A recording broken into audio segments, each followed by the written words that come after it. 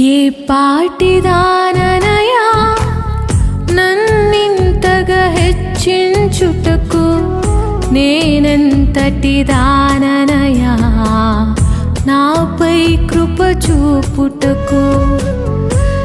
ఏ పాటిదాననయా నన్నింతగా హెచ్చించుటకు, నేనెంతటి దాననయా నాపై కృప చూపుటకు.